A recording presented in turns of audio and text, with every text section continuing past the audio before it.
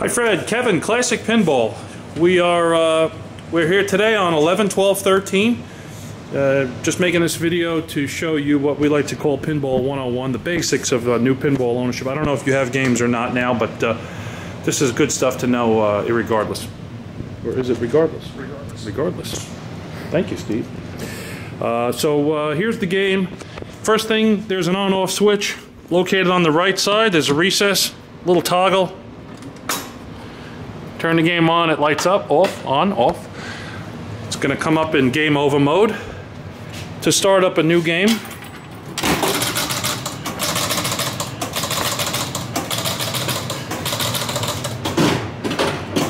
you hit this button right here. If you want a second player, you hit it a second time. Now you can play two players simultaneously.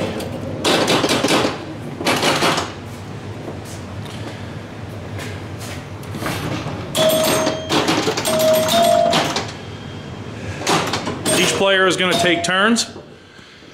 Ball one drains out, and then it will switch over to the second player, at which time the second player will play. Okay?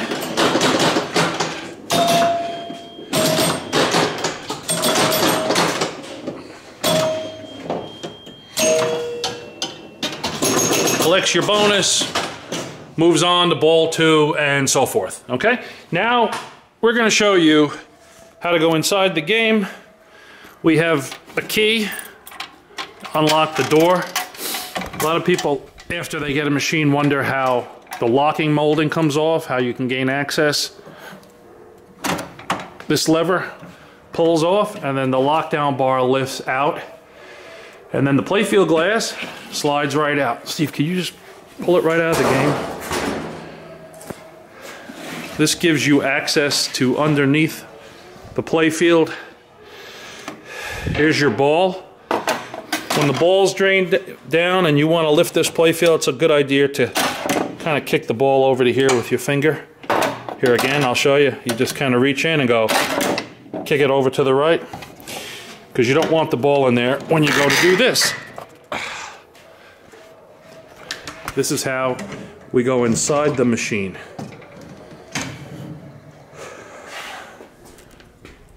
These are the light sockets, and these are the bulbs that are bayonet style.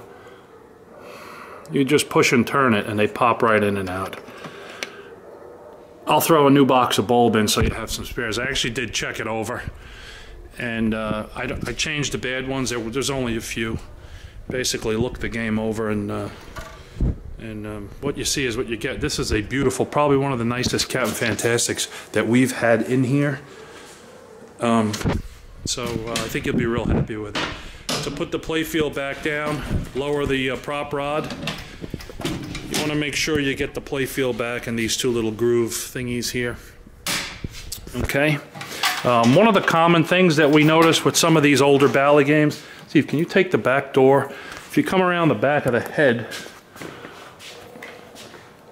there's a different key on there to release the back door.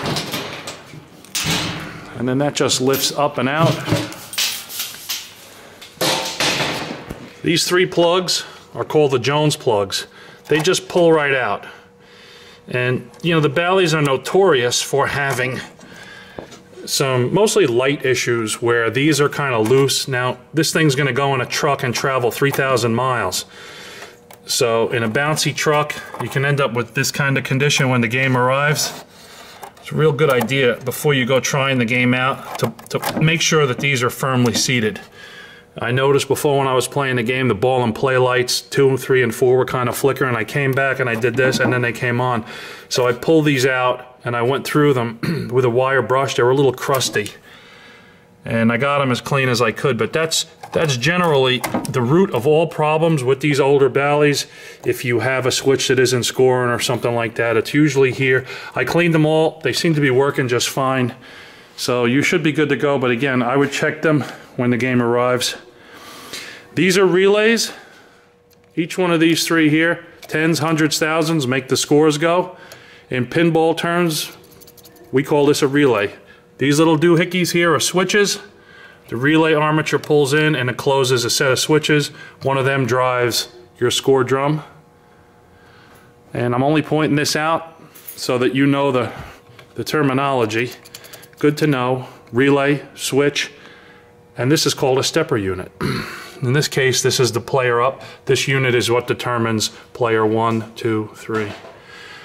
This is your replay wheel. This is your knocker when you win a free game. I matched before number 70 and it rang nice and loud, which is always good. The game itself is pretty simple to play. Start up a new game. So we're on ball 1 here. A and B gives you double bonus.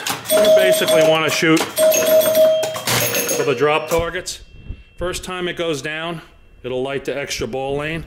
If you do it a second time, then this lights for special. And the alternating relay will switch extra ball and special over here, which is kind of cool. So when that's lit, now if you lose the ball, you'll know you just won a free game. Okay? So you're basically trying to rack up the bonus and get those drop targets down.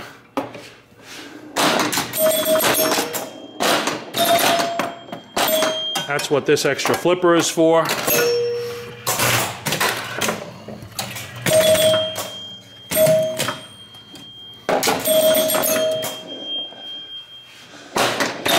Sorry about the shaky video. I'm doing this with one hand and sort of hurrying through here. Okay. So we're on ball 5. That's our last ball. Here's our... Now if we get this, same player shoots again. That's a nice feature to have.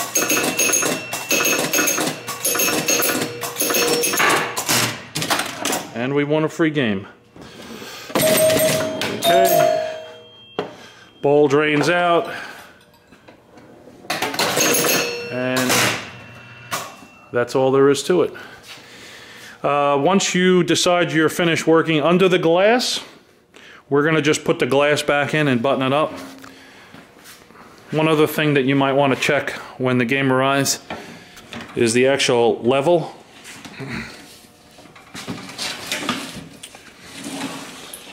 Which we'll get to in a minute.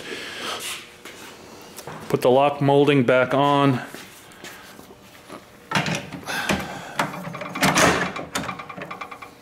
And lock it into place. Close and lock the door. Once you get her set up to the room that you want it in, you want to make sure the game is level side to side by putting a level gauge on the glass. Some guys say to put it on the play field. You don't have to be that exact with it. It's pretty easy to tell. Front to back. And what you do is you turn the casters up and down basically to get your gauge into where you want it. The pitch is a different story. The pitch is how far out the back casters are in relation to the front ones. These are a little bit kind of far out. I'm going to bring them up a little before we ship it. They should be about halfway out, which gives you around 6.5 degrees. But again, that's something you may want to check on your end. We appreciate the business. We hope it makes it there safely. We have great success with North American van lines and don't have any reason to think it wouldn't. But anyway, when you do get it, just make sure you check these connections in the back and you should be good to go. Thanks again. Take care.